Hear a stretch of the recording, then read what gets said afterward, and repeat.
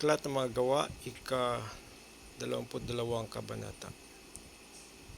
Mga magulang at mga kapatid, pakinggan ninyo ang sasabihin ko ngayon bilang pagtatanggol sa aking sarili. Nang siya'y narinig nilang nagsasalita sa wikang Hebreyo, lalo silang tumahimik, kaya't nagpatuloy si Pablo. Ako'y isang Hudyong ipinanganak sa Tarso, sa lalawigan ng Cilicia. Ngunit lumaki ako rito sa Jerusalem. Ang aking guro ay si Gamaliel at buong higpit niya akong tinuruan sa kautusan ng ating mga ninuno. Ako'y masugid na naglilingkod sa Diyos tulad ninyong lahat na narito ngayon. Inusig ko at ipinapatay ang mga sumusunod sa daang ito. Ipinagapos ko sila at ipinabilanggo, maging lalaki o maging babae. Makakapagpatotoo tungkol dito ang pinakapunong pari at ang buong kapulungan ng mga pinuno ng bayan. Binigyan pa nga nila ako ng mga sulat para sa mga Hudyo sa Damasco, kaya't pumunta ko roon upang dakpin ang mga kaanib ng daang ito at dalhin sila dito sa Jerusalem upang parusahan. Magtatanghaling tapat noon at malapit na ako sa Damasco nang may biglang kumislap sa aking paligid na isang matinding liwanag mula sa langit. Napasubasub ako sa lupa at narinig ko ang isang tinig na nagsasalita sa akin. Saulo, Saulo, bakit mo ako inuusig? Ako'y sumagot, sino po kayo, Panginoon? Ako ang iyong pinag-uusig na si Jesus na taga Nazaret, tugon ng tinig. Nakita ng mga kasama ko ang liwanag, ngunit hindi nila narinig ang tinig na nagsasalita sa akin. Ano pong gagawin ko, Panginoon? Tanong ko. At tumugon siyang muli. Tumayo ka at pumunta sa Damasco. Sasabihin sa iyo roon ng lahat ng itinakda na dapat mong gawin. Nabulag ako dahil sa matinding liwanag na iyon. Kaya't ako'y inakay na lamang ng mga kasama ko papunta sa Damasco. Doon ay nakatira si Ananias. Siya ay tapat na sumusunod sa kautusan at ginagalang ng mga Hudyong naninirahan doon. Pinuntahan niya ako, tumayo sa tabi ko at sinabi sa akin, Kapatid na Saulo, makakakita ka ng muli. Noon din nakakita kong muli at tumingin ako sa kanya at sinabi niya sa akin, Pinili ka ng Diyos ng ating mga ninuno upang malaman mo ang kanyang kalooban, makita ang kanyang banal na lingkod at marinig ang kanyang tinig, sapagkat ikaw ay magiging saksi niya upang patotohanan sa lahat ng tao ang iyong nakita at narinig.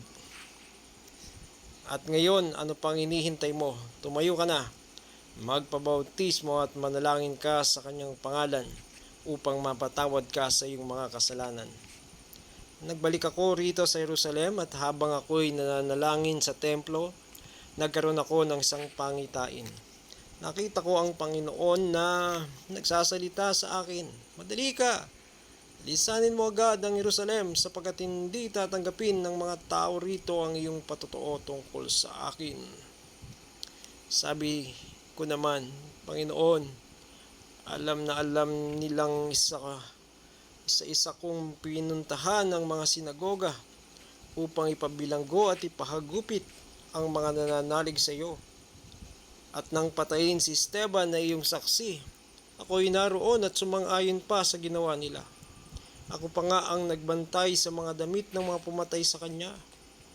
Ngunit sinabi sa akin ng Panginoon, Umayo ka, sapagkat isusugo kita sa malayo sa mga hentil. Hanggang sa mga sandaling iyon, ang mga tao ay nakikinig kay Pablo. Ngunit pagkarinig sa huli niyang sinabi, sila ay nagsigawan, Patayin ang taong yan! Hindi siya dapat mabuhay! Patuloy sila sa pagsigaw, sa pagsaboy ng alikabok sa hangin, at sa paghahagis ng kanilang mga balabal. Kaya tiniutos ng pinuno ng mga sundalo na dalhin si Pablo sa himpilan at agupitin upang malaman kung bakit ganoon na lamang ang sigawan ng mga Hudyo laban sa kanya. Ngunit nang siya'y magapos na nila at ng panaling balat, sinabi ni Pablo sa kapitang naroon, Ipinapahintulot ba ng batas hagupitin ng isang mamamayang Romano kahit wala pang hatol ng hukuman? Nang marinig ito ng kapitan, pumunta siya sa pinuno at sinabi, "Paano ito? Mamamayang Romano pala ang taong iyon." Kaya't lumapit kay Pablo ang pinuno ng mga sundalo at siya'y tinanong, "Ikaw ba ay Romano?" "Oo," sagot niya. Sinabi ng pinuno, "Malaking nagugol ko para maging mamamayang Romano." "Ngunit ako'y sinilang na mamamayang Romano," sabi naman ni Pablo. Kagad lumayo ang mga nagsisiyasat sa kanya. Natakot din ang pinuno ng mga sundalo sapagkat ipinagapos niya si Pablo. Gayong ito pala isang Romano. Nais matiyak ng pinuno kung ano nga ang paratang ng mga Hudyo laban kay Pablo. Kaya't kinabukasan ipinatawag niya sa isang pulong ang mga punong pari at ang buong Sanhedrin. Pinakahalagan naman si Pablo at iniharap sa kanila.